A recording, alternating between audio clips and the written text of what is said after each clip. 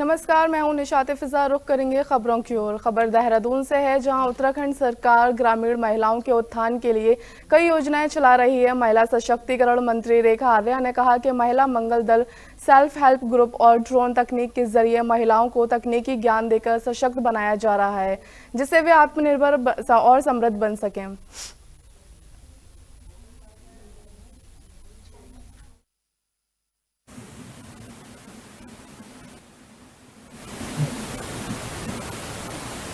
देखिए, ग्रामीण क्षेत्र की महिलाओं के स्वावलंबन के लिए लगातार सरकार की ओर से उनको चाहे महिला मंगल दल हो, चाहे हमारे सेल्फ हेल्प ग्रुप हो, लगातार उनको आर्थिक प्रमोशन या आर्थिक संरक्षण जो है उनका किया जाने का प्रयास लगातार हमारी सरकार कर रही है। हम लोगों की भी कोशिश है कि महिला मंगल दलों को और सशक्त किया जाए। इसके लिए कार्य योजना और हम लोग तैयार कर रहे हैं।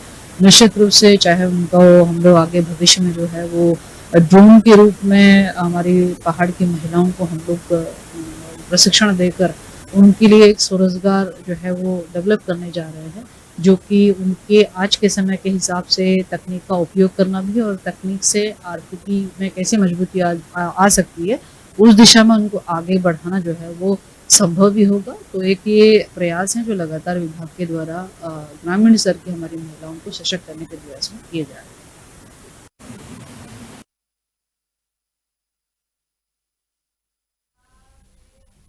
वहीं खबर टिहरी से है, जहां जिलाधिकारी मयूर दीक्षित ने नई टिहरी जिला चिकित्सालय बोराड़ी के पास क्रिटिकल केयर यूनिट निर्माण हेतु स्थल का निरीक्षण किया। 50 बेड के इस ब्लॉक में आधुनिक चिकित्सा उपकरणों की व्यवस्था की जाएगी।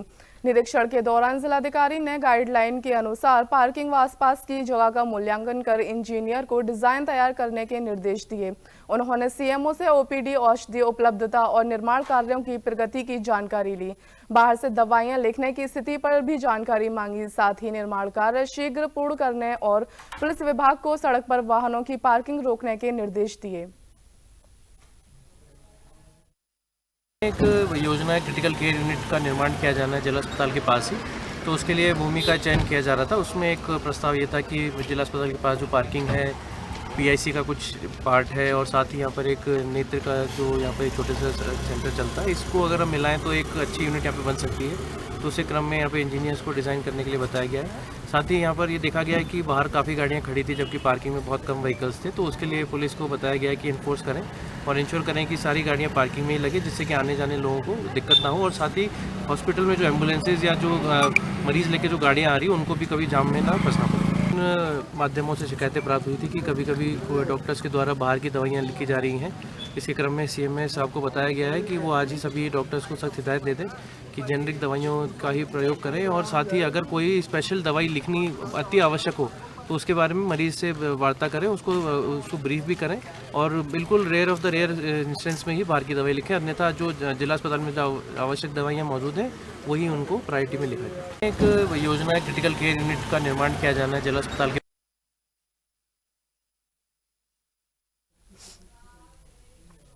खबर अल्मोड़ा से है, जहां जिला प्रशासन ने महिलाओं को सशक्त बनाने के लिए 18 स्वयं सहायता समूह की महिलाओं को 10 ई रिक्शा दिए हैं। ग्रामीण उद्यम वेग वृद्धि परियोजना के तहत शिखर होटल तक ई रिक्शा का ट्रायल जिलाधिकारी आलोक कुमार पांडे ने हरी झंडी दिखाकर शुरू किया। उन्होंने कहा कि महिलाओं को पहले से प्रशिक्षण देकर आत्मनिर्भर बनाने की दिशा में आगे बढ़ाया गया है। ट्रायल के बाद योजना का औपचारिक शुभारंभ होगा। देखिए, हम लोगों ने जब यहाँ अल्मोड़ा में उद्यान किया गया है तो अल्मोड़ा को सांस्कृतिक राजधानी कहते हैं और आम जन को यहाँ आने जाने में काफ़ी दिक्कत है। तो हमारे सीडीओ साहब के उसमें जो है इसको ई रिक्शे का ये हुआ जो निर्णय लिया गया और जो हमारी रीच योजना है दोनों का जो है हम लोगों ने लिया। महिलाओं 17 महिलाएँ हैं हमारी, इनकी हम लोगों ने ट्रेनिंग कराई। ITBP की 1 सप्ताह की ट्रेनिंग हुई, ITBP ने ट्रेनिंग कराई और अभी इनको ट्रायल के तौर पर हम लोग निकाल रहे हैं और इस कार्यक्रम का भव्य बाद में उद्घाटन किया जाएगा। इन महिलाओं के हाथ अपना योजना और ये अल्मोड़ा में पर्यटन के विकास में और महिलाओं के रोजगार में बहुत सहायक सिद्ध होगा। Thank you sir.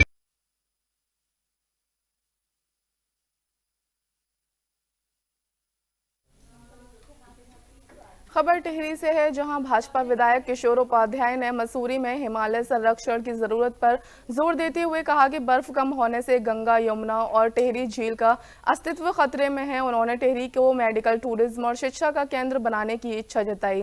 साथ ही उत्तराखंड में नए परिसीमन की मांग करते हुए 101 विधानसभा, 11 लोकसभा और 5 राज्यसभा सीटों का प्रस्ताव दिया। उन्होंने पहाड़ी क्षेत्रों के लिए केंद्रीय सेवाओं में आरक्षण, बिजली पानी बिल माफी, मुफ्त गैस सिलेंडर और जंगली जानवरों से फसल नुकसान पर 5,000 प्रति नालिन मुआवजे की मांग की। बाघ हमलों में मृतकों के परिवार को 50 लाख मुआवजा और एक सदस्य को नौकरी देने की बात कही। टूरिस्ट डेस्टिनेशन भी टिहरी तभी बनेगा जब वहाँ टिहरी बांध में पानी रहेगा।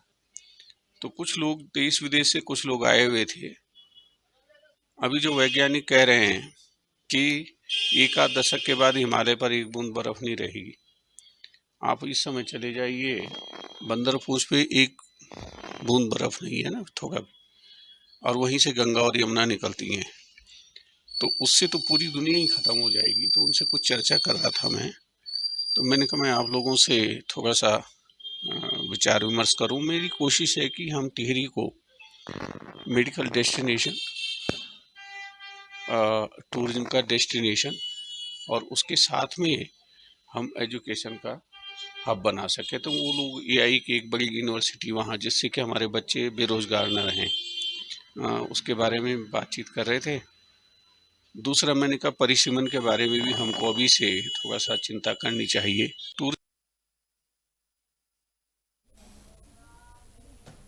वहीं खबर देहरादून से है, जहां उत्तराखंड भाजपा 25 दिसंबर को भारत रत्न पूर्व प्रधानमंत्री स्वर्गीय अटल बिहारी वाजपेयी की जयंती पर राज्य भर में कार्यक्रम आयोजित करेगी। बीजेपी प्रदेश महामंत्री आदित्य कोठारी ने प्रेस वार्ता में बताया कि प्रत्येक बूथ पर गोष्ठी होगी, जिसमें कार्यकर्ता और जनता अटल जी के चित्र पर पुष्पांजलि अर्पित करेंगे और उनके व्यक्तित्व पर, कृतित्व पर चर्चा करेंगे। इस अवसर पर अटल जी की कविताओं का वाचन भी किया जाएगा।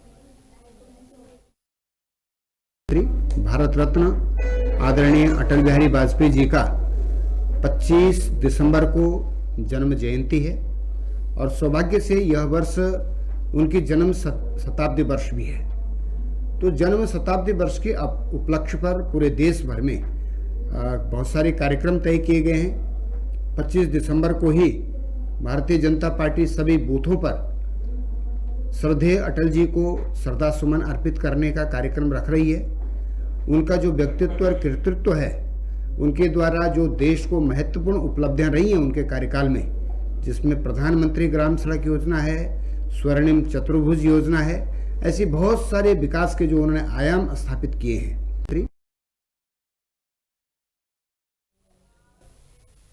खबर रुड़की से है, जहां भगवानपुर क्षेत्र के करौंदी गांव और आसपास के जंगलों में गुलदार ने कई दिनों से आतंक मचाया हुआ है। किसानों ने वन विभाग को सूचना दी, लेकिन कार्रवाई न होने से खेतों पर जाने से डर रहे हैं। आज भारतीय किसान यूनियन के गढ़वाल मंडल उपाध्यक्ष सोमवीर सिंह ने नेतृत्व में किसान ने रुड़की वन विभाग कार्यालय पर प्रदर्शन किया। किसानों ने विभाग पर लापरवाही का आरोप लगाते हुए जल्द कार्रवाई की मांग की। वन दरोगा नरेंद्र कुमार ने कहा कि गुलदार को पकड़ने के लिए शासन को पत्र भेजा गया है। भगवानपुर के थाना भगवानपुर गांव हमारा करौंदी, तो हमारा खेत पड़े है नदी पार, वहाँ कहीं छंगा मजरी कराल्टी कई गाँव है जी। तो कई गांवों से कई महीने से गुलदार आ रहा हो। ये 3-4 दिन तक जी, 5-6 दिन तो बिल्कुल इनके हमारे खेत के बराबर में कॉलोनी कट रही है जी। वहाँ उसमें उसके कैमरे में दिख रहा हो, रात को 11 बजे आ जा, 3 बजे वो चला जा, 3-4 बजे उनके कुत्ते पैट दिए। तो हमने 18 तारीख में यहाँ एप्लीकेशन दी थी। इनके कान पर जो नहीं चल रही कहते 9 में तो कोई जा रहा है। वहाँ गए कल परसों 2 जने कहने लगे भाई ये कुत्ते ऊपर चढ़ा दो। वो कुत्ते उन्होंने अपनी उसका रख रखे जी, वो आ जाता भौंक जाए, रात को चोर चार आ जाए, कुत्ते पाड़ ला आदमी कोई दिक्कत नहीं। सुन हमें ये होएगा, हमारा करना खाना खत्म होएगा। वहाँ हमारा गन्ना की फसल खड़ी जो सब कटनी जरूरी हुआ। इब जैसे तो मैं कोई जान रहा, वहाँ मजदूर को भेजे उसे पाट पुट गिरे तो हमारा मरना में हो जाएगा। अगर वो मार दिया तो हम मर गए, फिर हम तो मर गया कोई दिक्कत नहीं, वो मर गया तो उसकी मुआवजा से कहाँ दे देंगे हम? 70 खड़े हो जाएंगे वहाँ हमारे खिलाफ आएगा। तो इनका ये दफ्तर बनाया, कहे का दफ्तर बनाया जी। वो आ जाएगी। मैं भगवानपुर का रहने वाला हूँ। मामला है जी 10-12 दिन से हमारे घर के पास तेंदुआ घूम रहा है, गुलदार। और हमारा रात को बाहर निकलना मुश्किल हो गया जी अब। और हमारे कैमरे में भी आप देख सकते हो, मैं वीडियो दिखा दूंगा आपको, वो 10 दिन में 3 बार दिख चुका है हमारे घर पे। और हमारे एक कुत्ते को जख्मी कर दिया है, कुत्ते के बच्चे थे उन्हें उठा के ले गया था। हाँ, शिकायत करी थी, 18 तारीख को एप्लीकेशन लिख के दी थी। कल आए भी थे मैं हमारे घर, तो वे मेरे को बोलने लगे कि अपने कुत्तों को छत पे चढ़ा लो। हमने अपने कुत्ते अपनी पैरे के लिए रख रखे हैं ताकि चोरी चारी ना हो, पता चल जाए कि कौन कौन है बाहर कौन नहीं। अब अगर हम उन्हें ऊपर चढ़ा देंगे तो अगर चोरी होगी तो उसका जिम्मेदार कौन होगा जी? अब क्या कह रहे हैं? अब कोई जवाब दे ही नहीं रहे थे, कोई जवाब नहीं दे रहे, कुछ नहीं जी। नहीं, इनकी बातों पर ध्यान भी दिया जा रहा, और इन्होंने पहले जो है हमें फ़ोन के माध्यम से सूचना दी गई थी कि जी हमारे यहाँ गुलदार की जो उपस्थिति दिखाई दे रही, और जैसे ही हमें व्हाट्सएप के माध्यम से जानकारी प्राप्त हुई, मेरे द्वारा से मौके का निरीक्षण किया गया और मैं बार बार मौके पर गया हूँ। मैंने वहाँ के लोकल व्यक्तियों को, ढाबे वाले हैं जैसा, घर वालों को, उन्हें जो है अपने कॉन्टैक्ट नंबर भी दिए हैं कि यदि इसकी उपस्थिति लगातार बनती है तो आप मुझे जानकारी देंगे, इसकी फुटेज वगैरह उपलब्ध कराएंगे। पिंजरा लगाने के लिए प्रयास जारी है हमारा। देखो, ये हमारे डायरेक्ट हाथ का बात नहीं है, हमने इनसे लिखित में प्रार्थना पत्र लिया है और उस पर कार्रवाई की जा रही है।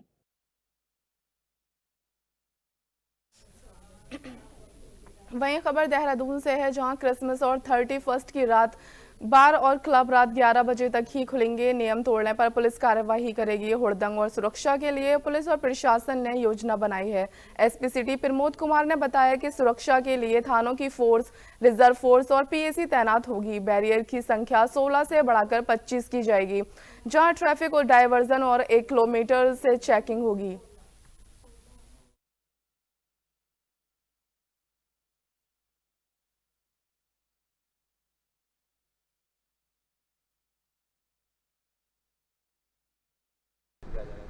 देखिए, दून पुलिस के द्वारा क्या कहते हैं, लगातार सिटी क्षेत्र में भी और देहात क्षेत्र में भी जो बैरियर लगाकर, एक तो ओवर स्पीड और दूसरा जो है ड्रंकन ड्राइविंग, इस पर जो है अंकुश लगाया गया है और काफ़ी हद तक हमने इस पर सफलता भी पा ली है।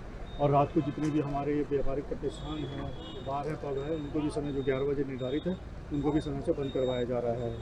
और इसके साथ ही साथ प्रत्येक जो है हमारी जो 17 बैरियर मेरे सिटी क्षेत्र के हैं और बाकी जो 17 या 16 बैरियर जो हैं देहात क्षेत्र के हैं, सभी में पर्याप्त मात्रा में पुलिस फोर्स को लगाया गया है, ताकि विशेषकर जो नवयुवक जो रात को बेवजह इधर उधर घूमते रहते हैं उनको भी रोककर उनके माता पिता या और जो उनके गार्जियन उनसे वार्ता करवाई जा रही है और उनको भी जो है उनके बेवजह घूमने के संबंध में अवगत कराया जा रहा है। और साथ ही साथ अगर कोई नशे में अपने वाहन को चलाया जा रहा है तो उसके विरुद्ध भी उसके वाहन को सीज कर सख्त से सख्त कार्रवाई की जा रही है। और ये अभियान जो है हमारा ये लगातार जारी भी रहेगा। अभी तक अगर आंकड़ा देखेंगे तो पिछले तकरीबन 1.5 महीने में हम लोगों ने तकरीबन 2000 से ऊपर ड्रंकन ड्राइविंग के चालान कर दिए हैं।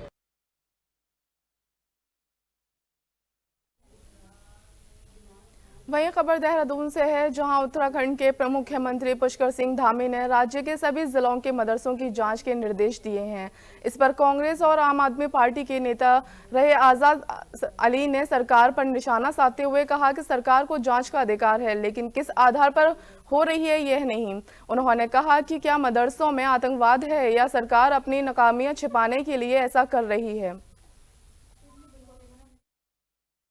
सरकार का अधिकार है, जांच करने में कोई बुराई नहीं है, लेकिन माननीय मुख्यमंत्री जिस तरीके से अपनी नाकामियों को छुपाने के लिए सिर्फ मस्जिद, मदरसा, हिंदू, मुस्लिम इस तरीके की चीज़ों को बढ़ावा दे रहे हैं, ये प्रदेश हित में तो है ही नहीं, ये देश हित में भी नहीं है और इंसानियत के लिए भी अच्छा नहीं है।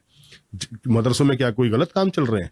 मदरसों में क्या कोई आतंकवाद चल रहा है? मदरसों को क्या इन्होंने हिंदू मुस्लिम को, मस्जिद मदरसों को क्या मजाक बना के रख दिया? जब देखो ये फेल हो रहे हैं, जब देखो इनकी नाकामियां बढ़ रही हैं, तो उठा के हिंदू मुस्लिम या मस्जिद मदरसे का नाम आगे कर देते हैं।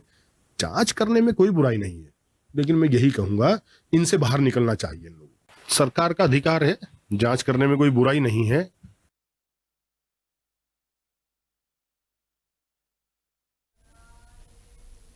खबर रामनगर से है, जहां जिम कार्बेट नेशनल पार्क के बिजरानी पर्यटन जोन में एक वयस्क हाथी का शव मिलने का मामला सामने आया है। पार्क प्रशासन को गश्त टीम ने सूचित किया कि बिजरानी गेस्ट हाउस से 3 किलोमीटर दूर जंगल सफारी के रास्ते पर हाथी का शव पड़ा है। कार्बेट टाइगर रिजर्व के उप निदेशक राहुल मिश्रा ने बताया कि हाथी के पास एक बाघ को लगातार घूमते हुए देखा गया, जिसका वीडियो भी बनाया गया। माना जा रहा है कि बाघ के डर से हाथी भागते भागते थककर गिर पड़ा और उसकी मौत हो गई। हाथी की उम्र 20 से 25 वर्ष बताई गई है। पोस्टमार्टम कर सैंपल जांच के लिए भेजे गए हैं। उन्होंने अवैध शिकार की संभावना से इनकार किया है। ये आज सुबह का इंसिडेंट है कि हमें खबर मिली एक हाथी यहाँ पर जो रोड है हमारी मेन रोड उस पे डेड पाया गया है और सर्कमस्टेंशियल एविडेंस ये बताते हैं कि स्टाफ से भी बात हुई इस प्रकरण में, तो एक टाइगर है 2-3 दिन से उसके पीछे लगा हुआ था। उसका स्टाफ के पास वीडियो भी है और कल रात भी उसके पीछे था और इसको थका के और यहाँ पर गिराया गया है। लेकिन इससे पहले कि टाइगर इसको कुछ और इंजरी पहुँचा था, इसको देख लिया गया और उसके बाद टीम यहाँ पर तैनात है। अभी इसका पोस्टमार्टम होना है एंड उसके बाद और चीज़ें पता चलेंगी, बट कोई पोचिंग का थिंग जो है रूल आउट है। ये मेल है, लगभग 20 से 25 के आसपास का होना चाहिए। बाकी अभी पोस्टमार्टम करते हैं और सैंपल्स फिर IVRI भेजेंगे, उसके बाद रिपोर्ट जो है आती है, उसके बाद और डिटेल में पता चल जाएगा। ये आज सुबह का इंसिडेंट है कि हमें खबर मिली एक हाथी यहाँ पर जो रोड है हमारी मेन रोड उस पे डेड पाया गया है और सर्कमस्टेंशियल एविडेंस ये बताते हैं कि स्टाफ से भी बात हुई इस प्रकरण में, तो एक टाइगर है 2-3 दिन से उसके पीछे लगा।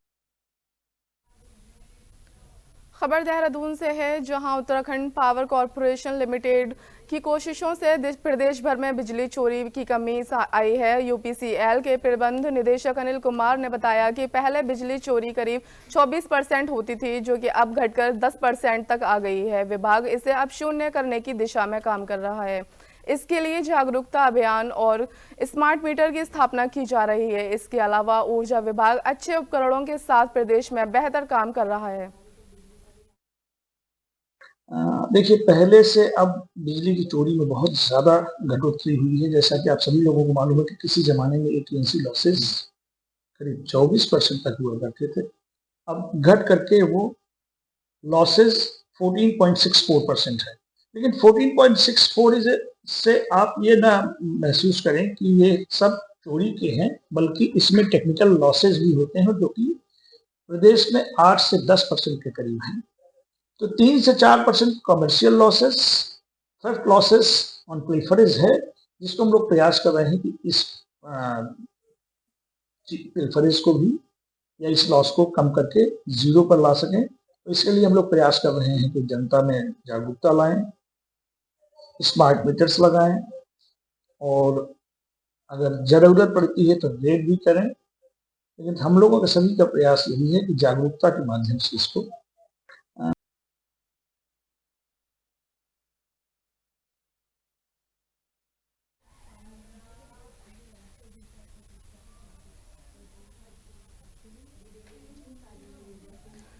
फिलहाल खबरों में इतना ही। देश प्रदेश की तमाम खबरों के लिए बने रहें हमारे साथ। नमस्कार।